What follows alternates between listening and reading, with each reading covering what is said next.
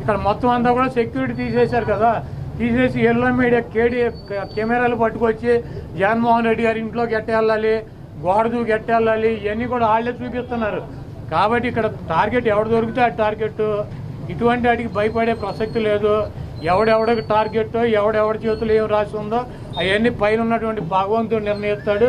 ఎవరి టార్గెట్లు ఎవరికి ఏమవుతుందో చూద్దాం రాబోయే రోజుల్లో. అదేవిధంగా ఋషికొండలో కట్టిన 5 సంవత్సరాలు ఈ తాడేపల్లిలో ఉన్నటువంటి ఇల్లు క్యాంప్ ఆఫీస్ ఇక్కడి నుంచే నడిపాడు ఆయన కార్యాలయాన్ని కానీ ఇంటిని కానీ. జగన్మోహన్ రెడ్డి గారి రక్తంలో లేదు. అనేక మంది ఇంటర్నేషనల్ సంబంధించినటువంటి దేశ విదేశాల నుంచి అనేక మంది పారిశ్రామికవేత్తలు వస్తున్నారు. కనీసం వాళ్ళకి సౌకర్యం ఉండటానికి అవకాశం లేనటువంటి పరిస్థితి ఉంది. కాబట్టి ఉత్తరాంధ్రలో ఉద్దానంలో దాదాపు 700 కోట్ల రూపాయలు పెట్టి హాస్పిటల్ కట్టించారు కిడ్నీ పేషెంట్ల కోసం అని చెప్పి. అదేవిధంగా విజయనగరం కావచ్చు లేదా పార్వతీపురం కావచ్చు, ఉత్తరాంధ్రలోనే 650 కోట్ల రూపాయలు పెట్టి ఒక్కొక్క మెడికల్ కాలేజీ కట్టించారు. అదేవిధంగా టూరిజం ప్లేస్లు అంతర్జాతీయ సంస్థలు కానీ వ్యక్తులు కానీ వచ్చినప్పుడు అక్కడ ఒక విధిది ఉండాలని చెప్పి ఒక మంచి భవనాన్ని నిర్మిస్తే 7 బిల్డింగ్లు అయ్యి, ఒక బిల్డింగ్ కాదు 7 బిల్డింగుల్లో జగన్మోహన్ రెడ్డి గారు ఉండరు. 7 బిల్డింగులు కట్టారు. ఆ 7 బిల్డింగుల్లో 7 బ్లాకుల్ని చూపించేది జగన్మోహన్ రెడ్డి గారు 450 కోట్ల రూపాయలు పెట్టి ఇల్లు కట్టుకున్నారని చెప్పి ఈ దుర్మార్గమైనటువంటి ప్రచారం చేస్తున్నారు. ఇవన్నీ కూడా ప్రజలు గమనిస్తారు. చంద్రబాబు నాయుడుకి ఇచ్చినటువంటి వాగ్దానాలు నెరవేర్చలేక నీకు సూపర్ 6లో పెట్టినటువంటి వాగ్దానం 1500 రూపాయలు ఇస్తానని చెప్పావా, చెప్పలేదా? 18 సంవత్సరాలు దాటిన వాళ్ళకి రేపు 1వ తారీఖు నీకు దమ్ముంటే 20 లక్షల మంది నిరుద్యోగులకు 3000 ఇస్తానని చెప్పావా లేదా? దాని గురించి చెప్పండి. నువ్వు దొంగ వాగ్దానాలు చేసి అధికారంలోకి వచ్చావు. నువ్వు దాని గురించి మాట్లాడండి ముందు.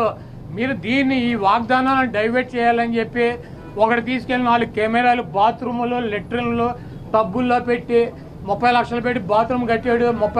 జగన్మోహన్ రెడ్డి గారు ఇల్లు అది. జగన్మోహన్ రెడ్డి గారు ఎప్పుడన్నా ప్రభుత్వ కార్యాలయాలు ఉన్నాడా? జగన్మోహన్ రెడ్డి గారు ఎప్పుడన్నా ప్రభుత్వ గెస్ట్ హౌస్లో ఉన్నాడా? జగన్మోహన్ రెడ్డి గారు ఇల్లు కట్టించుకుని వెళ్తాడు వైజాగ్. నీకు మళ్ళీ ఎవడో కొంపలో దూరేటువంటి పరిస్థితి జగన్మోహన్ రెడ్డి గారికి ఉండదు. కాబట్టి జగన్మోహన్ రెడ్డి గారికి కట్టించినటువంటి ఇల్లు కాదు అది టూరిజం సంస్థ ద్వారా టూరిజానికి సంబంధించి కట్టించినటువంటి 7 బ్లాకులు వాటిని కట్టారు.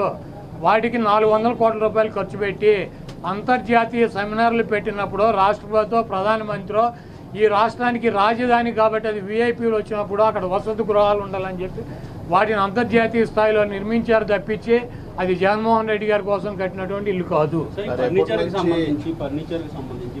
అంతా ప్రభుత్వం ఫర్నిచర్ అంతా కూడా వాడుకుంటున్నారు. ఫర్నిచర్ దొంగ అంటూ కూడా టీడీపీ నేతలు కోడేశ్వర ప్రసాద్ గారు అసెంబ్లీలో ఉండాల్సినటువంటి